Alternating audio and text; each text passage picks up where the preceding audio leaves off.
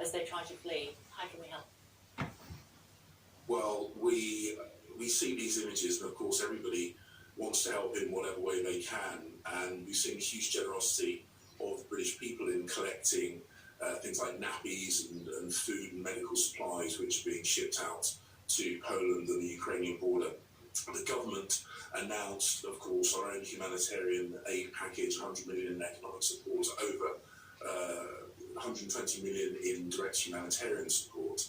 And we have, of course, also announced the fact that we will be opening 2 schemes by which Ukrainians can come to the UK, the Family Reconciliation Scheme and also a broader humanitarian scheme, because we also want to help the Ukrainians in that way as well. Yeah. Under what circumstances would we consider, given that we've seen babes in arms being murdered and their mothers as well as they try to flee, under what circumstances would we consider a no-fly zone so the Russians can't do that? Well, this has been discussed at length, and both the Secretary General of NATO, the Prime Minister and others have said that we've got to understand what a no-fly zone means. It would mean that not only would there be Russian aircraft prevented from flying, but also Ukrainian aircraft prevented from flying. And in order to bring a no-fly zone in, it would need to be enforced, and that would almost inevitably mean that we would be engaged directly with Russian aircraft and dragged into this conflict directly, which we've said is not appropriate for NATO. But we are continuing to provide defensive military equipment support to the Ukrainian armed forces. We've seen that be incredibly effective. Those NLAWs, those anti-tank missiles that we have provided, the training that we've given over the years have proven to be really, really effective. But the Secretary General of NATO and others have made it clear that we must not be engaged directly in this conflict. Okay, if refugees do manage to get as far as Calais, why aren't we making it easier for them to get into the UK?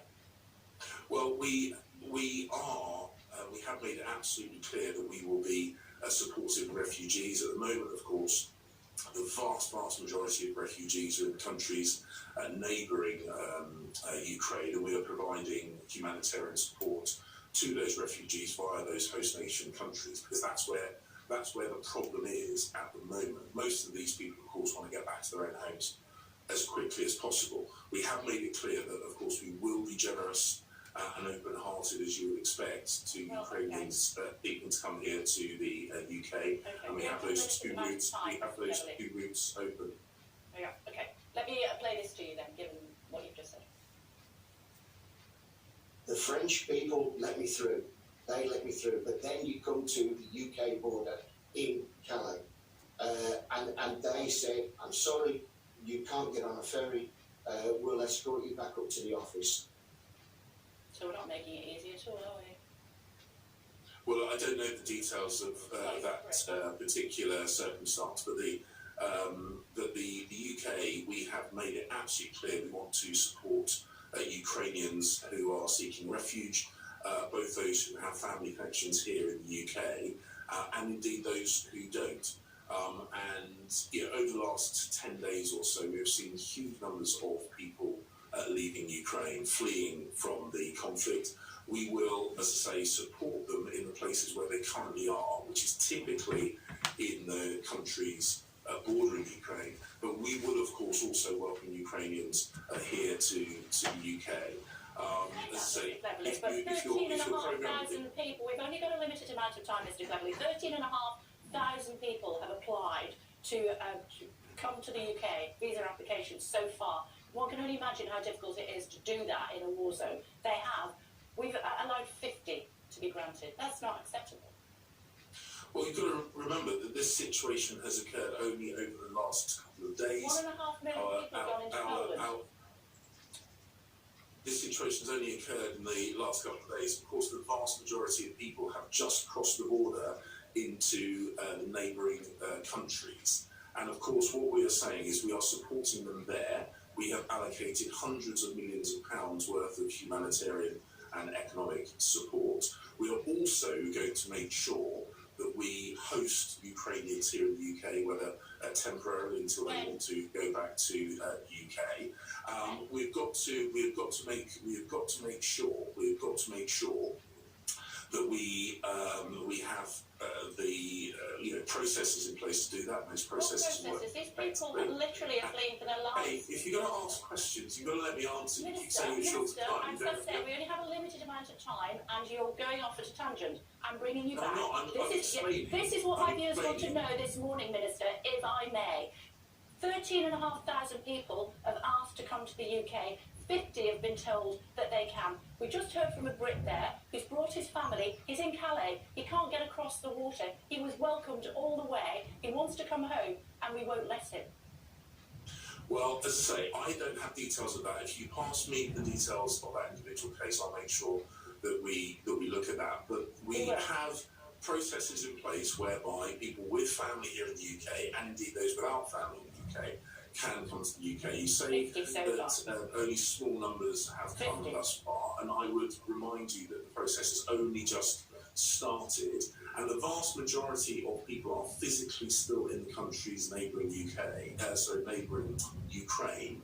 That is where we are providing the support initially, because that's where the problem currently is. We want to help these people, whether they be in Bulgaria, Slovakia, Poland, where a large number of people are, but also we want to help them when they come to the UK. And we have two routes: family reconciliation route and a route for people that don't have family. Both those routes spread. That 50 people out of 13,500 have been allowed in so far. Those are. Well, that number will. Let me talk to you, if I may. We only have a limited amount of time, as I said. The conversation, Minister, if I may, thank you. Minister, if I may. If you're going to ask me a question, let me answer it.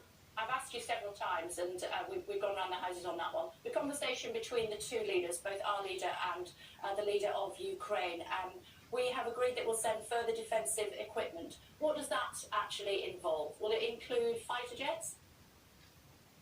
No, we've already said we're not going to engage in no-fly zone. We have seen the equipment that has been incredibly effective, those NLAWs, those anti-tank missile systems, and other equipment which would probably best not discussed on the television. But the point is that we have continued to do what we have done over years, which is support Ukrainians in their defence. The feedback that we have from them about that has been really heartening. They value that equipment that we have supplied them. It's made a real difference, and we'll continue, as part of the Prime Minister's 6-point plan, we will continue to help the Ukrainians defend themselves against this illegal, completely unjustified attack. The Economic Crime Bill in Parliament today, Labour's tabled an amendment to shorten the enforcement to 28 days. I believe presently it's looking like something like 6 months. Is that something that the government will consider? Well, obviously, we are working cross-party to make sure this is as effective as possible. I have to say, in my conversations with the Labour front bench, they have been incredibly pragmatic in their desire to make sure this is as effective as possible.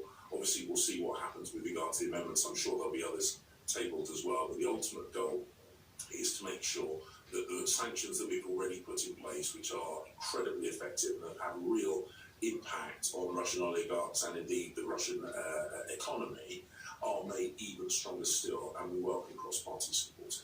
The Prime Minister said 275 individuals have been sanctioned, 100 individuals last week alone. Looking at a fact checker, our figures are suggesting that is 15. Which of those figures is correct? Well, your figures are wrong. Okay. Why is the Prime Minister's figures correct? 100 individuals, are you sure? Well, we've targeted. Sorry? That's what he said in Parliament, didn't he? Well, as I say, the figures you put forward, I don't recognise those figures at all. We've had a very wide-ranging number, over 200 individuals and entities, over £250 billion worth of Russian economic activity curtailed, over 3 million Russian companies now longer able to raise finance on the London market. So the fact that Vladimir Putin singled us out for criticism is a badge of honour, and I think that we will see that strengthen even further still. Okay, unfortunately, I do have to go. I told your studio that I have to be clear for another interview I have at 7:20, so I'm afraid I'm going to have to go now. I'm sure. Thank you.